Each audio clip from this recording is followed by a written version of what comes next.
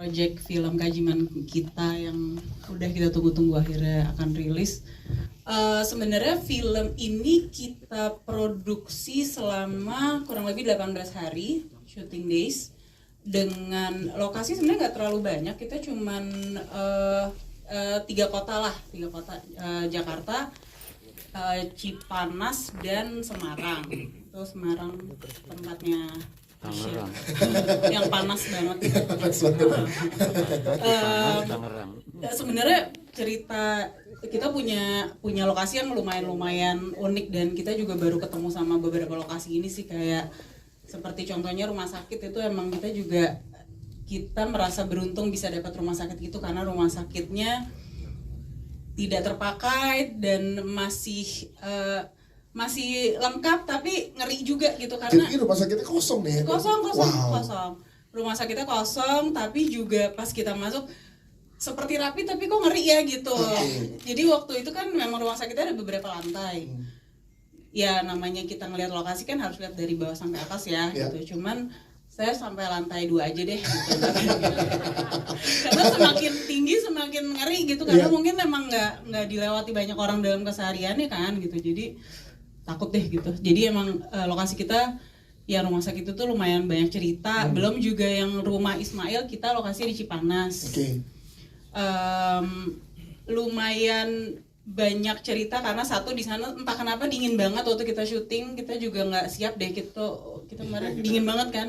Mikirnya cuma Cipanas udahlah gitu, ternyata dingin banget. Dan ya mungkin nanti dari teman-teman ada cerita kali ya di sana, termasuk saya juga. Ini nggak apa-apa sih? Boleh nggak apa-apa. Jadi karena dari lokasinya ternyata kayak, oh ini ternyata rumah sakitnya beneran emang kosong dan emang kosong. Ada apa waktu itu, Mbak Desi? Sebenarnya pengalaman saya itu waktu di rumah Ismail di Cipanas. Jadi waktu itu kita di Cipanas itu sekitar 10 hari in a row kita di sana. Sebenarnya nggak malam-malam banget, cuman waktu itu sempat mau ke toilet di bawah. Dan nggak tahu kenapa pas banget di dalam mati lampu dong gitu. Mungkin nanti kalau lagi nonton filmnya juga ada tuh ya yang kayak gitu, mati lampu. Cuman nih gimana, namanya juga lagi harus ke toilet kan. Nah di kamar mandi itu ada kaca seperti orang mau wastafel gitu kan. Terus pas sudah mau keluar, terus ada yang di kaca, cuman kalau mau keluar harus ngelewatin si kaca itu gitu. Jadi kayak, ini kenapa sih lokasinya gini banget gitu. Dan emang waktu terakhir kita selesai syuting juga ternyata di teman-teman kru juga ada juga beberapa teman-teman pemain juga ada. Baru menceritakan setelah selesai dari sana syutingnya. Iya, karena memang kadang-kadang nggak bisa langsung nyeritain ya, karena besoknya kita masih di situ lagi. Gitu. ini produser aja di ini ya, ntar kita lihat ke pemain gimana serunya. Oke, tapi Kajiman ini film horor yang mengerikan. Kalau saya merasa film ini mengerikan, bikin kita jadi ngerasa tidak nyaman, takut, dan mungkin setelah nonton juga kita nggak bisa langsung menelan semuanya gitu, harus dibawa pulang dulu mungkin ya gitu. Tapi mencekam dan ya nonton aja deh. Tepuk tangan dong untuk Vanessa. Iya, kita sebenarnya ya mau kita hidup di kota, mau hidup di agak pelosok, selalu dengar sih cerita-cerita yang kayak gini ya. Maksudnya kayak orang ngebaca weton, punya jimat, selalu ngebaca mantra gitu. Maksudnya kita dan emang udah culture kita Indonesia dan Asia juga gitu. Jadi ya emang mencoba mengambil sesuatu yang dekat dengan sehari-hari sih untuk dibikin horornya gitu. Siap, nanti kita ngobrol lagi dengan Mas Adri dan juga Mbak Desi. Halo, baik, apa kabar? Sehat, alhamdulillah. Ketemu lagi dengan teman-teman media. Kali ini dengan Kajiman Iblis Terkejam Penagih Janji. Langsung bertanya kepada Ari sebagai Asya, tadi sempat dijelasin dikit. Tapi apa yang bikin di sini tuh menarik banget, karakter Asya seperti apa, dan bikin penonton tuh bakal kayak gimana? Bakal suka atau bakal sebel kan di film ini dengan karakter Asya? Silakan. Oke, makasih pertanyaannya. Tadi ada yang suka dan ada yang sebel, dua-duanya ada. Asya dia cuma punya ibu dan ibu cuma punya Asya, makanya dia sangat dekat banget sama ibunya, penuh dengan kasih sayang. Tapi hubungan ibu sama anak ini kayak pacaran ya, saling posesif saking sayangnya. Kalian pernah nggak hubungan orang tua tapi benar-benar ngerasa kedekatannya sampai posesif gitu, benar-benar sangat perhatian banget gitu. Dan ketika ibunya nggak ada, mungkin saking dekatnya dia juga sering dengar bisikan-bisikan ibunya. Dia selalu merasa dekat walaupun ibunya udah nggak ada. Terus bikin sebelnya, mungkin karena Asya ini polos gitu ya, dan selalu gusar gitu, selalu penasaran, dia jadi kepo. Jadi dia kalau penonton-nonton mungkin kayak, ya ini ngapain sih si anak kepo, udah diem aja di situ, ntar lo nggak takut terjadi apa-apa sama diri sendiri, karena dia saking keponya dan dia ingin mencari tahu jawabannya, makanya dia selalu nekat gitu. Nah, jadi ada itu. Tapi apa yang membuat seorang ini tertarik nih untuk berada di proyek Keajaiban ini? Duh, banyak banget lagi.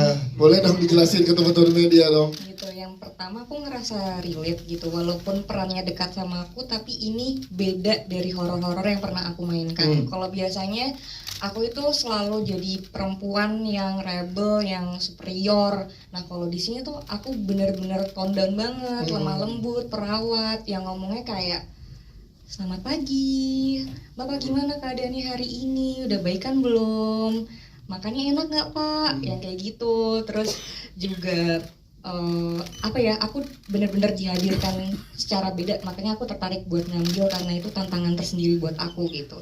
Yang kedua pengen banget kerjasama bareng Mas Adri sama Mbak Dus gitu ya, pengen banget kerja bareng, relate gitu. Pengennya kenapa? Karena Mas Adri ini nulis, ngedirect, dan coach acting juga. Jadi tahu apa yang dipengen. Jadi tahu bener-bener tahu apa yang dimau. Jadi waktu syuting tinggal eksekusi aja udah pede gitu. Yang ketiga ya relate-nya kayak ini kepercayaan lokal aku gitu. Di Semarang tuh masih banyak banget. Kayak aku tuh sering banget cerita masalah kandang gebrah gitu.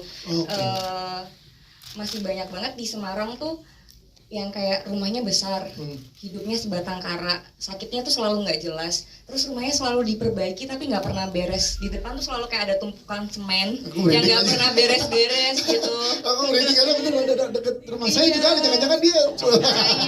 Oke, terus yang aku juga selalu ngasih pengalaman kayak gitu, kalau hal ini tuh mistis ini tuh ada dan dekat sama kita nggak boleh ngeremehin itu. Soalnya juga pernah dikirimin juga yang aku sampai perutnya gede.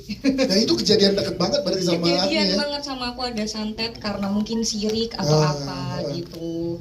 Terus pengen banget kerjasama bareng Om Tio. Ini menarik nih. Senior yang sangat aku damba-dambakan, pengen satu frame gitu, ternyata kejadian. Awalnya deg-degan tuh mas, kayak galak gak ya nih orang gitu.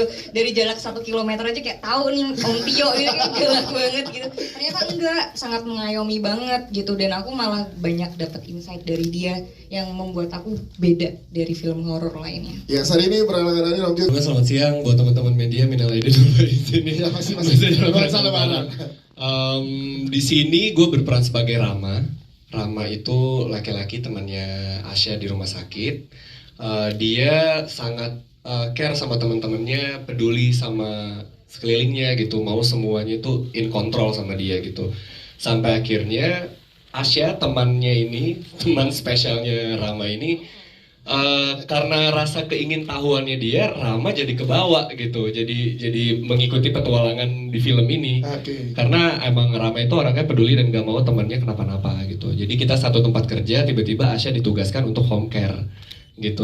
Rama dan teman-temannya tetap di rumah sakit, cuma dengar kabar dari handphone aja, ini di rumah ini kayak gini, kok aneh ya rumahnya, diperbaiki terus tapi nggak pernah selesai gitu kayak gitu-gitunya yang membawa Rama akhirnya bawa ke dalam petualangannya Asya. Ini menarik banget ya. Jadi kalau dalam beramat seru banget karena kan kita jadi perawat ya.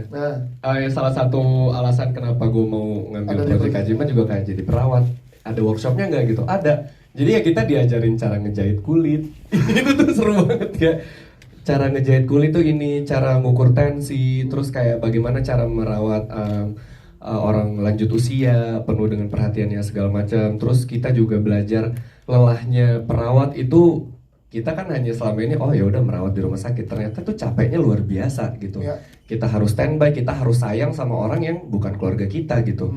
Kayak ngapain sih kita harus ngerawat orang ini, tapi mereka dibayar untuk itu. Jadi gue belajar tuh bagaimana caranya untuk sabar, terus melawan rasa takut tinggal di rumah sakit gitu kan serem banget kita di rumah sakit itu kan pasti udah banyak orang yang pergi meninggal di situ segala macam. Jadi seru banget kita build chemistry-nya tadi soal rumah sakit gitu ya. Gue ada satu cerita. Nah, yuk gimana?